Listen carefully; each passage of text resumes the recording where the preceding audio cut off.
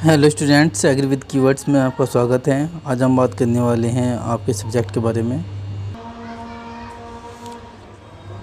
तो जो आपका सब्जेक्ट है फोर्थ सेमेस्टर में बीएससी एग्रीकल्चर, आप फोर्थ सेमेस्टर के स्टूडेंट अब हो चुके हों, ठीक है। उसमें जो आपका सब्जेक्ट है स्टूडेंट, वो आपको पढ़ना क्या है, production technology of ornamental crops and medicinal MAPS, medicinal aromatic plantation species, ठीक है, MAPS, ओके, एंड लैंडस्केपिंग। ये सब पूरा का पूरा आपको पढ़ना है। ये हॉर्टिकल्चर की ब्रांच है, बिल्कुल डिस्कस, ये हॉर्टिकल्चर की ब्रांच है। हॉर्टिकल्चर की ब्रांच की अगर मैं बात करूँ तो हॉर्टिकल्चर की जो मेजर ब्रांच होती है, एक आपका फ्लोरिकल्चर होता है, एक आपका ओलेरिकल्चर होता है, एक आपका फ्रूट यानी कि पोमोलॉजी होता है, फ्रूट प्रोडक्शन टेक्नोलॉजी। तो ये मेजर ब्रांच है। पोस्ट हार्वेस्ट टेक्नोलॉजी भी होता है, बट कुछ ब्रांच जो होते हैं माइनर ब्रांच होती है। माइनर ब्रांच मीन्स जैसे आपको प्लांटेशन क्रॉप होती हैं, स्पाइसीज फसलें होती है, मेडिसिनल एंड एरोमेटिक क्रॉप होती है, मेडिसिनल क्रॉप होती है, एरोमेटिक क्रॉप होती हैं। ये सब क्या होती है, आपकी माइनर फसलें होती हैं, या माइनर ब्रांच या एक छोटी ब्रांच जिसे आप कह सकते हैं। बट ये कंसिडर किस में की जाती है, फ्लोरिकल्चर या ऑर्नामेंटल प्लांट में डिस्कस की जाती है, ठीक है। ऑर्नामेंटल क्रॉप में या फिर फ्लोरिकल्चर में ये डिस्कस की जाती है। देखो फ्लोरिकल्चर और ऑर्नामेंटल क्रॉप में क्या डिफरेंस होता है स्टूडेंट। ऑर्नामेंटल जो क्रॉप्स होती है वो केवल आपके गार्डन को अलंकृत करने का काम करती है, सजावट करने का काम करती है। बट जो फ्लोरिकल्चर क्रॉप्स होती है वे आपकी फ्लावर से संबंधित होती हैं, फूल से संबंधित होती है, वे खेती से संबंधित होती हैं। यहाँ पर जो कॉमर्शियल प्रोडक्शन होता है, इनकम जनरेट करने का काम फ्लोरिकल्चर्स में होता है। जैसे आपने लिलियम को ग्रो कर लिया, क्राइजेंथेनियम है, गैलोडियस है, मैरीगोल्ड्स है, रोज है, ये सब आपका फ्लोरिकल्चर क्रॉप्स होती है। ऑर्नामेंटल क्रॉप जैसे आपका टिकोमा का प्लांट होगा, अपने पीले कलर का फूल इसमें आता है, ठीक है, गार्डन में लगा हुआ है, वहाँ देख सकते हो। अशोक का प्लांट आपने देखा होगा, ठीक है। बोटल पाम आपने बहुत सारे देखे होंगे, पाम प्लांट्स, ये सारे के सारे क्या हैं, ऑर्नामेंटल क्रॉप हैं, ठीक है। तो वो सभी सब फसलें यहाँ पर जो भी ये मोस्ट इंपॉर्टेंट ब्रांच है, यहाँ पर बैक लगने की संभावना भी ज़्यादा है, क्योंकि यहाँ पर बैक सप्लीमेंट्री आने की संभावना इसलिए है क्योंकि ये थोड़ी सी डिफ़िकल्ट ब्रांच है। बट मैं पढ़ाऊँगा इसको, ठीक है। पिछले साल भी मैंने पढ़ाया है, प्रीवियस ईयर भी मैंने पढ़ाया है। मेरा ब्रांच है तो हॉर्टिकल्चर का ब्रांच है ये, तो मैं इसको पढ़ाता हूँ, ठीक है। तो बीएससी एग्रीकल्चर फोर्थ सेमेस्टर में आपको जो पढ़ना है वो पढ़ना है ये production technology of ornamental crops, medicinal and aromatic plant species and landscaping, ठीक है। ये पूरा सब्जेक्ट का नाम है। कोड है AG407। आपको इसमें से, इस फसल में से, यानी कि इस पूरे सिलेबस में से 20% पढ़ना है ताकि आपके 80% नंबर आए, ठीक है। ये रेशियो रखता है 20-80 का रेशियो मोस्ट इंपॉर्टेंट होता है कि आप 80% मत पढ़ो कि आपके 20% नंबर आए, आप 20% पढ़ो कि आपके 80% नंबर आए, ठीक है। तो मैं यहाँ पर जो मेरी वीडियो होगी, यानी कि यूट्यूब पर जो भी, यानी YT स्टूडियो, यानी कि YT पे, यानी यूट्यूब पे जो भी मेरी वीडियो मिलेगी वो आपकी 20% सिलेबस होगा। लेकिन अगर आप इस 20% सिलेबस को अच्छे से पढ़ लोगे तो आपके 80% नंबर आएंगे, ये मेरा दावा है। मैं यहाँ पर वही क्वेश्चन डिस्कस करूँगा, उन्हीं पर वीडियो बनाऊँगा जो क्वेश्चन आपके एग्ज़ाम में आने की संभावना है। तो यहाँ पर जो लैंग्वेज की अगर बात करें तो यहाँ पर मैं हिंदी और इंग्लिश दोनों लैंग्वेज को यूज़ करूँगा, ठीक है। ये वीडियो जो होगा ये प्रॉपर हिंदी में वीडियो होगा, लेकिन मैं हेडिंग को इंग्लिश में भी डिस्कस करूँगा, ठीक है। तो आप अगर किसी को इंग्लिश में वीडियो चाहिए, बिल्कुल प्रॉपर इंग्लिश लैंग्वेज में वीडियो चाहिए, तो मुझे कमेंट बॉक्स में कमेंट करें, तो मैं उसका इंग्लिश कंटेंट और प्लस इंग्लिश मीडियम में उसका वीडियो ला दूँगा, ठीक है। तो सबसे पहले अब आपको इसमें पढ़ना क्या है, important and scope of ornamental crops, उसके इंपॉर्टेंस पढ़ना है, स्कोप पढ़ना है, ठीक है। मेडिसिनल एंड एरोमेटिक जो प्लांट्स होते हैं वो पढ़ना है आपको। प्रिंसिपल ऑफ लैंडस्केपिंग, लैंडस्केपिंग जब आप कहते हो, लैंडस्केपिंग का मतलब क्या होता है कि आपका जो एरिया है जहाँ पर आप प्लांटेशन क्रॉप लगाते हो या ऑर्नामेंटल प्लांट लगाते हो, तो उस एरिया में आपको एक लैंड को स्केप करना पड़ता है। जैसे आप लॉन बनाते हो, लॉन आपने देखा होगा, लॉन बनाया जाता है जहाँ पर उसकी लैंड को थोड़ा सा क्या किया जाता है, थोड़ा सा स्लोप ढलान में रखा जाता है। तो वहाँ पर जो ट्री लगाएंगे, जो सब लगाएंगे, क्लिम्बस जो लगाएंगे, वहाँ पर आपको वो सब कुछ डिस्कस करना है। ये मेन इम्पोर्टेंट है, सब कुछ पढ़ा दूँगा। स्टाइल ऑफ गार्डन क्या है, गार्डन के प्रकार, लोन मेकिंग और उसका मेंटेनेंस। लोन क्या होता है, the heart of the garden. अगर आपके गार्डन के अंदर लोन नहीं है, लोन मतलब बगीचा, जिसे आप हरियाली घास बोलते हैं, दोबड़ा घास जिसे बोलते हो, जहाँ पर बैठते हो आप गार्डन के अंदर, वो जो एरिया होता है मैं दिखा दूंगा आपको लोन कैसा होता है। गार्डन के अंदर भी एक बीच वाला एरिया होता है। एग्रीकल्चर डिपार्टमेंट आपने देखा होगा, जिस सामने अपना लोन देखा होगा, लोन यानी कि दूब घास, बरमुंडा, तो आप जिस पे बैठते हो ये इसे क्या कहा जाता है, लोन कहा जाता है। इसकी मेंटेनेंस क्या है, ठीक है, इसे कैसे आप तैयार करोगे उस पर सब कुछ डिस्कस किए गए हैं। लोन मेकिंग का मतलब होता है लोन के मेथड कौन कौन से, जैसे टर्फिंग मेथड होता है। टर्फिंग मेथड आप लोगों ने सुना भी होगा।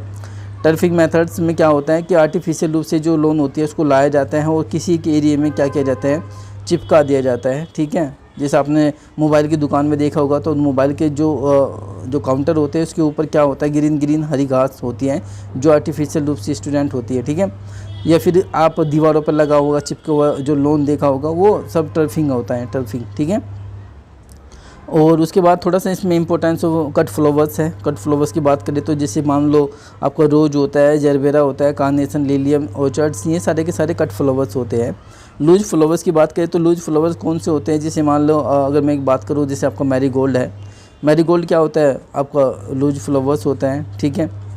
और आपके होस हैं बहुत सारे हैं, जैसे आपका मैरीगोल्ड, जैस्मीन है, ठीक है। इसके स्टडी आपको करनी है। मेडिसिनल की बात करें तो मेडिसिनल प्लांट्स में आपको सब गोल के बारे में नाम सुना होगा आपने। इसब गोल की भुस्सी, इसब गोल, इसका खाए जाने वाला जो भाग होता है उसे हस्क बोलते हैं। 2 नंबर में पूछ लेगा, हस्क बोलते हैं। ये डाइजेशन सिस्टम में काम करता है। आपकी पाचन अगर आपका डाइजेशन सिस्टम सही नहीं होता है तो आप उसको पानी के साथ ले सकते हो, हस्क को। अश्वगंधा, राफिले सरपटाइना, एस्पेरेगस, सतावर, एलोवेरा, ठीक है। एरोमेटिक प्लांट्स जैसे कि आपके लेमन ग्रास, आपने नाम सुना होगा, lemon grass, that is aromatic plants, ठीक है। माइंड पुदीना आपने देखा होगा, पुदीने का नाम सुना होगा, तो वो एरोमेटिक प्लांट्स में प्लांट होते हैं स्टूडेंट जो आपको सुगंधित का काम करते हैं, यानी कि सुगंध जिसके अंदर एरोमा होती है।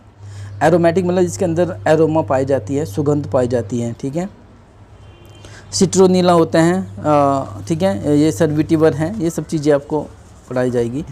Ornamental crop, medicinal and aromatic produce क्या होते हैं, इनके उत्पादक के बारे में बात होगी। तो ये पूरा सिलेबस है। मैंने आपको थोड़े से, अगर मैं बात करूँ इसको थोड़ा ज़्यादा डिस्कस करने के लिए, तो 4 ब्रांच इसमें पढ़नी है। मेडिसिनल ब्रांच आपको पढ़नी है, एरोमेटिक आपको पढ़ना है, ऑर्नामेंटल प्लांट आपको पढ़ना है और फ्लोरिकल्चर आपको पढ़नी है। 1 2 3 4 ब्रांच हैं जो मेजर आपको इसमें डिस्कस करनी है, ठीक है। तो ये सब सिलेबस है, ठीक है। देखो मैंने सिलेबस डिस्कस क्यों किया है, सिलेबस डिस्कस करना बहुत ज़रूरी होता है कि आपको पता लग जाए कि आपको क्या पढ़ना है, ठीक है। यहाँ पर सभी वीडियो आपको अवेलेबल होगी। थोड़ी सी वीडियो की कल से आवाज़ कम हो सकती है क्योंकि आज तो मैंने माइक लगा रखा है। हो सकता है कि कल विदाउट माइक के मुझे वीडियो बनानी पड़ जाए। कोई भी A to Z के बारे में यहाँ पर वीडियो आपको मिल जाएगी। वीडियो को लाइक ज़रूर कीजिएगा, ओके। चैनल को सब्सक्राइब अगर नहीं किया तो सब्सक्राइब कर लीजिएगा। चलो चलते हैं हमारे जो टॉपिक है। तो ये सिलेबस है, अब बात करेंगे जो इसका सिलेबस है, important scope and ornamental crops, ये डिस्कस कर लेते हैं पहला, ठीक है। तो सबसे पहले की बात आती है तो यहाँ पर जो हम पुष्प विज्ञान या फ्लोरिकल्चर की बात करते हैं, तो फ्लोरिकल्चर के बारे में मैं बात करूँ तो फ्लोरिकल्चर क्या है स्टूडेंट। देखो फ्लोरिकल्चर की बात करें तो कल्टीवेशन ऑफ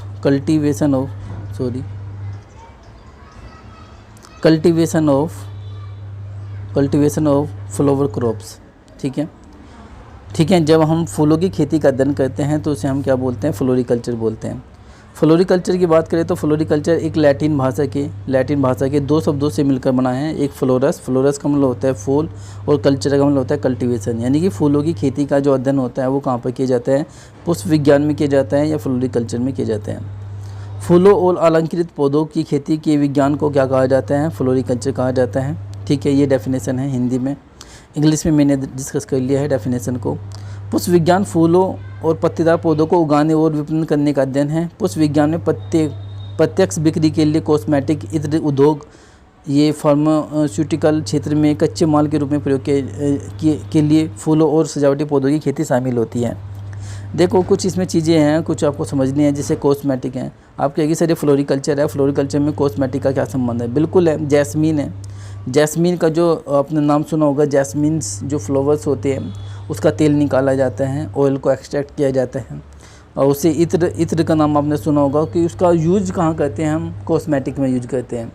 कॉस्मेटिक मतलब क्या होता है कि भाई आप किसी चीज़ को, जैसे मान लो सुगंध, आप पाउडर लगाते हो, आप क्रीम लगाते हो, तो जो कॉस्मेटिक में जो इत्र का प्रयोग होता है, जैसे में आपने गुलाब जल का नाम सुना होगा, तो that is called cosmetic product. Okay, तो इसमें भी हमारा जो फ्लोरिकल्चर है उसका भी इसमें इम्पोर्टेंट रोल है। ठीक है, तो ये सब चीज़ें हैं। आप इसको डेफिनेशन आपसे पूछेगा तो ये यहाँ से यहाँ तक की डेफिनेशन आप लिख सकते हैं। आगे आप उसको डिस्क्राइब इलेबोरेट अगर आप करना चाहते हैं तो बहुत ज़्यादा इलेबोरेट अगर आप करना चाहते हैं तो कर सकते हैं।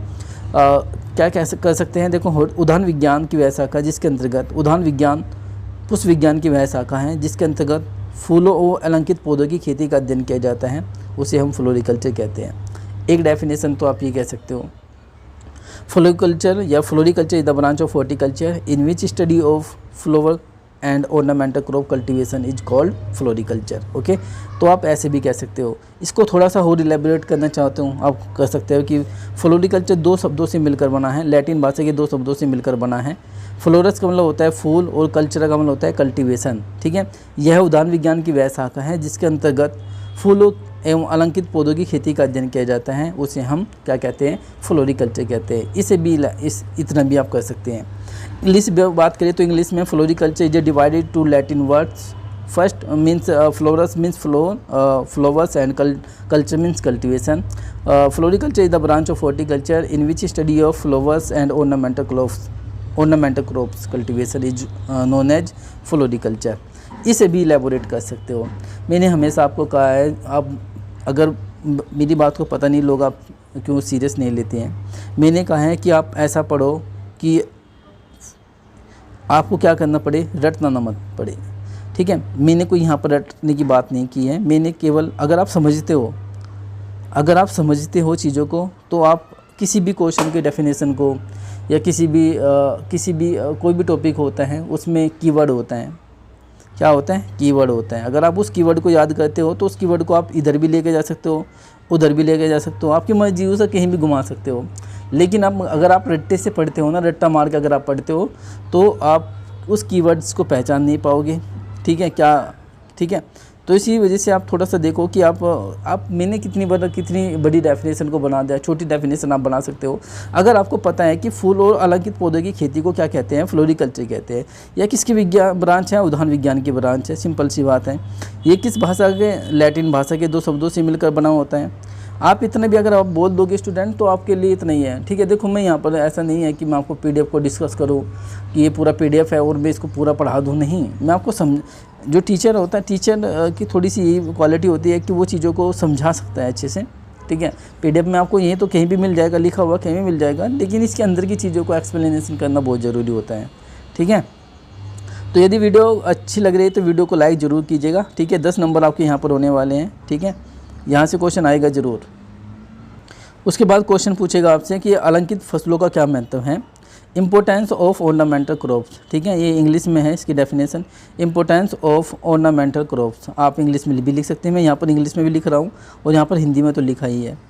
नंबर 1 है रिलीजियस वैल्यू। रिलीजियस वैल्यू का मतलब क्या होता है, रिलीजियस का मतलब होता है धार्मिक वैल्यू। ठीक है, धार्मिक वैल्यू है। कैसे हैं भाई, कोलकाता शहर में खपत होने वाले जो कुल कट फ्लावर की जो 30% जो पूजा होती है, यानी कि 30% जो फूल वहाँ पर प्रोड्यूस किए जाते हैं, केवल किसके लिए किए जाते हैं, पूजा के लिए। और पूजा का संबंध किससे है, धर्म से संबंध है साहब।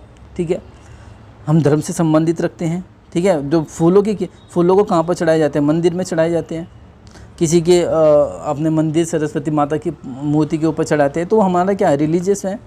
तो इस कोलकाता शहर की बात करें तो सबसे ज़्यादा आपने देखा भी होगा कि वहाँ पर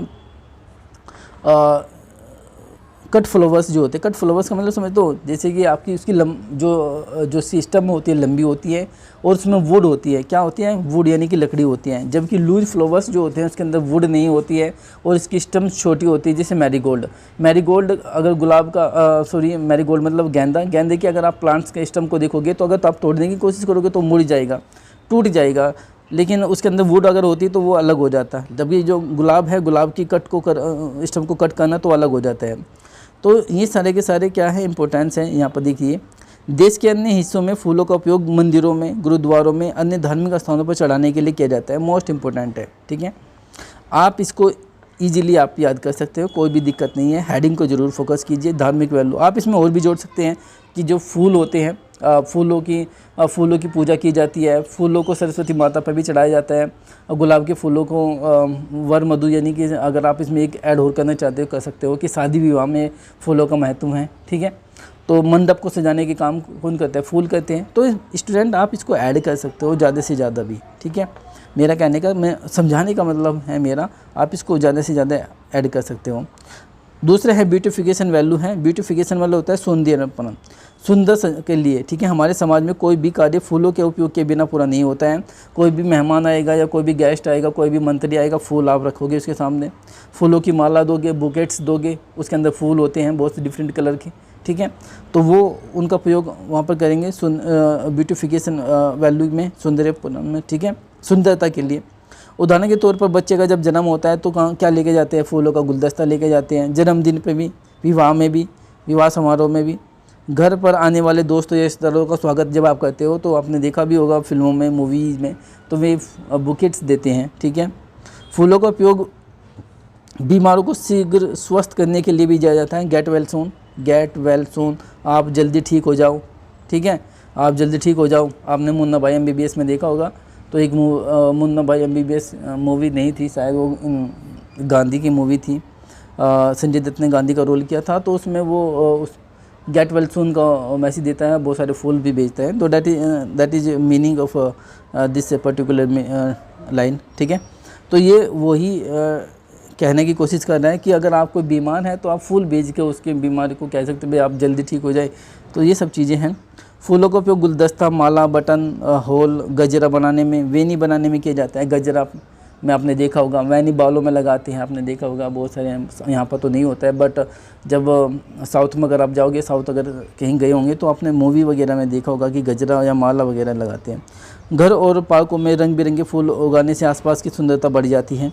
अगर आपके घर के आसपास कोई गार्डन्स है, अगर उसमें डिफरेंट कलर के फूल्स ग्रो होते हैं तो वहाँ की ब्यूटिफिकेशन, यानी कि उसका जो इन्वायरमेंट है वो सुंदर लगेगा, ठीक है। उसके बाद है औद्योगिक में नर्सरी एवं विकास में, ठीक है। इंडस्ट्रियल्स आप एंड नर्सरी डेवलप कर सकते हो आप। इंडस्ट्रियल्स का मतलब क्या होता है कि आप कोई उद्योग बना सकते हो, एक नर्सरी का विकास आप कर सकते हो, नर्सरी बना सकते हो, ठीक है। जैसे आपने गुलाब है, गुलाब की नर्सरी आप बना सकते हो। गुलाब का जो प्रोपगेशन किसके द्वारा होता है? कटिंग के द्वारा होता है। आपने एक गुलाब की एक स्टेम ली, उसके 3 हिस्से कर दिए, उससे 3 प्लांट्स बना दिए, तो ये क्या हो गया? That is called propagation by cutting, ठीक है। तो ये प्रोपगेशन है, ठीक है। तो आप इससे भी पढ़ सकते हो, बहुत इंपॉर्टेंट है। देखो मैं यहाँ पर नहीं, ऐसी बात नहीं कि मैं ये केवल वीडियो में ही पढ़ा रहा हूँ आपको। अगर आप मेरी क्लास में भी आएंगे तो मैं क्लास में ही पढ़ाऊँगा, ठीक है, ऐसी बात नहीं है। बट यहाँ पर अभी वीडियो मैंने यूट्यूब चैनल बनाया है, ये यूट्यूब चैनल मैंने इसलिए बनाया ताकि मेरे कोई स्टूडेंट्स अगर अभी घर पे हैं तो वो थोड़ा सा कवर कर सकें चीज़ों को, ठीक है।